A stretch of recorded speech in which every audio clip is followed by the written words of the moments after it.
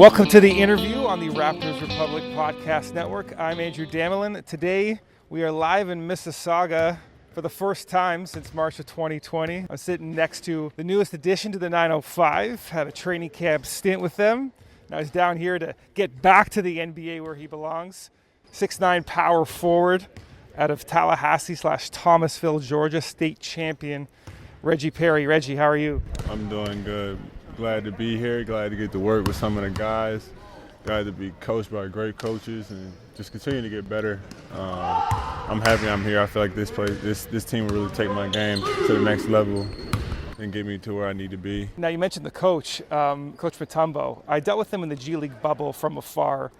There seems to be a presence about him, to me anyway, and I asked some players too. They felt a little intimidated by him initially. There seems to be something to him when he enters the gym. Is that a fair read on my part? Nah, yeah, for sure. That's why I feel like this is going to be like a great start for me throughout my career, just because like he makes it very clear, like if you're not playing hard, you know what I'm saying, you're not going to play at all. If you're taking bad shots, you're not playing the right way, and he's all about winning too. So I feel like that's kind of a stigma on my back.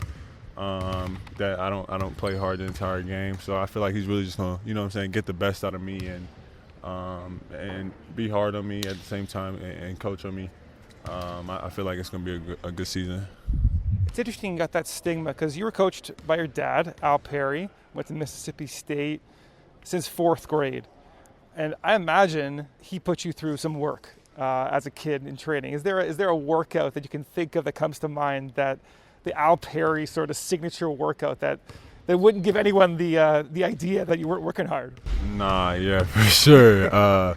Like around when I first started playing basketball, before I even started, you know what I'm saying, like playing on the team, like 3rd, 4th grade, he was coaching at a high school at the time, a girls coach at a high school at the time. He'd always have early practices at like 8. But we're getting there at like 5:36, like, you know what I'm saying, on every Saturday. We're just doing like an hour of ball handling, you know what I'm saying. So I feel like that's a good representation of what I've went through playing for my dad. So you grow up in Tallahassee and then you move over to Thomasville, Georgia. I spoke with your high school coach, Ben Tillman, and before we even get to the high school basketball experience, my first impression of Coach Tillman is he is the kindest man you could ever imagine. He's calling me sir after every response and just so gentle with his words. Is that a good read that I have? Nah, yeah, for sure. I mean, he's from the South. Like, that's how everybody from the South really talk. But he's definitely a kind guy. I mean, but that stopping through there really took me to the next level too. Like when he steps on the court, in between the lines, he'll tell you like, it's a whole different him. Like, it's something that clicks in his head that's just like way different than a lot of coaches, you know what I'm saying? I mean, you mentioned on the court it gets different, and he talked to me about the one thing, if there was one thing that he got on you about throughout your high school career, it was being efficient. Did that come through in a harsh way, in a softer way? How did they get through to you over those 3 years you spent at Thomasville? I mean, it was some hard times. It was some times where he was hard on me. It was some times where he was just, you know what I'm saying, like just there for me. But the way we operated up there was just a lot different than a lot of other high school teams. You know what I'm saying? So like a lot of the times it was hard, and I feel like not everybody's built for it. And I feel like that's why we won a state championship there. Yeah, the 2018 state title. I also asked him about, is there a story that might make Reggie blush from his time at Thomasville? And he said it was very outside your personality, but you became the homecoming king. Yeah. And guys made fun of you for. What was that outside of what your normal comfort zone? Why did you decide to do that? And why did your teammates find it so funny? Nah, yeah, for sure. I'm really not that type of guy. I didn't want to do it at all. But I mean, some of the teachers were on me like, run for it. You know you're going to win. I was like, all right, I'll run for it. But literally, like, when I was on the football field to, like, you know, get introduced, I was shaking. Like, like it was 40 degrees outside. But, yeah, that time was really nerve-wracking for me. I'm in front of a whole bunch of people, like, outside my comfort zone. Like, when I'm in between the lines, it's way different. So you finished out your high school career a state champion. You go to Mississippi State, and I want to talk about your time with the Bulldogs, but also your U19 time with the FIBA America team. You won a gold medal. And I'm not sure if people realize that team is is outrageous. Like Cade Cunningham, Jalen Suggs, Evan Mobley, the first 5 picks of the draft, Scottie Barnes, as everybody knows, which amongst them. And you turn out to be the MVP of that tournament, right?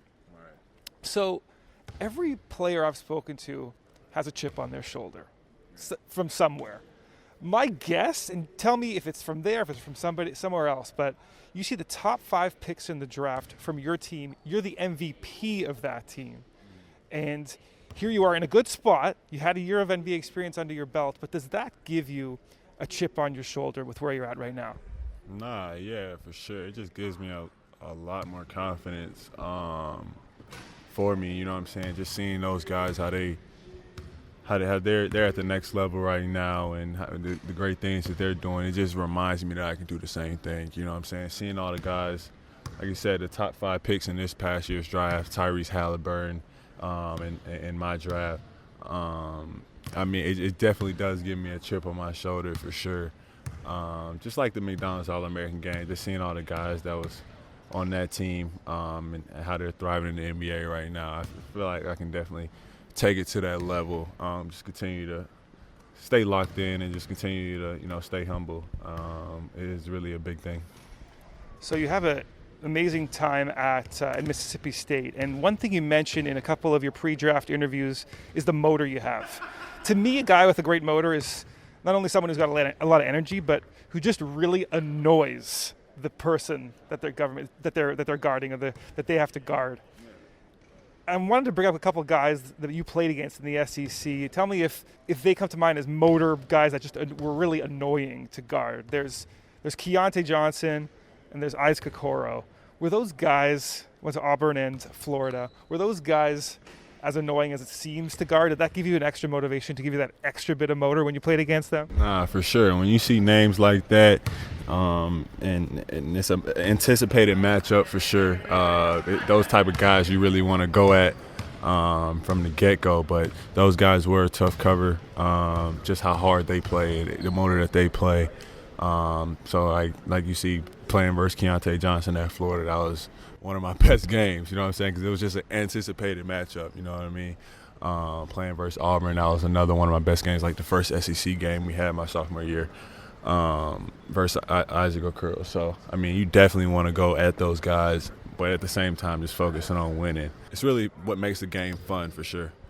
It's so interesting. You sort of describe yourself as partially energy guy, but you got the skill too, and you're working on the outside shot as we see at practice. But in another couple of press conferences, the first player you talk about as someone you admire, I find it so surprising for a young guy like you, is Paul Millsap. It's not some flashy power forward that's dunking everywhere. It's someone who's got some nuance to his game, some fine aspects to his game. Is there a sort of a deeper appreciation that you have about his game? What is it about his game that's particularly inspiring? Because it's a different choice than what most might go with off the bat. Nah, yeah, for sure. I mean, biggest thing is his rebounding ability. He led the country 2 years in a row in college in rebounding, averaging over 10 rebounds a game.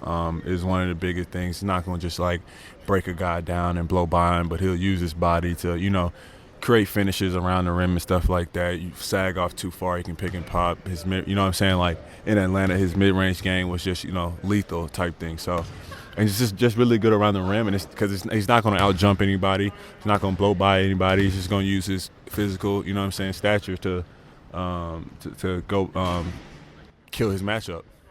He's also got like a snarl about him. There's just a nasty look about him as well. Just he plays with a bit of a mean streak with that. Would you agree with that? Would you get that assessment? Nah, yeah, for sure. I definitely feel like I get that snarl assessment a lot. Half the time people think I'm mad. I'm really not. 70% of the time I'm really not. It's just how serious I take the game. Sometimes I'm not even that serious. You know what I'm saying? It's just my natural look. But yeah, definitely him for sure. I mean, he's looked like he's 35 years old for the past 10 years. It's probably one thing. And right now he's on Brooklyn. You spent your season with Brooklyn, and going into training camp, someone asked you about rookie hazing and Deandre Jordan and what he might have done, and then the reporter actually trailed off to a different question. But you had a smile on your face when he said the word Deandre Jordan. Anything funny that comes to mind when you think of your time in Brooklyn with Deandre Jordan? Oh, Deandre Jordan's a character. Like, that's my guy. That's my vet. So me and his locker was right next to each other, like, every single day. Like, he's the same guy every single day. Every single day. He's a comedian every single day. On the road, you know what I'm saying? Like, on the planes, like, in the locker room. That was a fun experience, just being his rook, and just being able to play with him and learn from him. And, you know, so that's why I probably had a smile. It's a lot of memories with him. So you play 26 games with Brooklyn. You don't get into the playoffs, but one guy you had a chance to watch throughout the season, you were on a team of superstars. Just unbelievable situation to be in, unique situation. But with KD, I was watching the Bulls-Nets game, and Billy Donovan, who coached him at OKC, of course, said during practice there was never a jump shot that didn't have a purpose to it.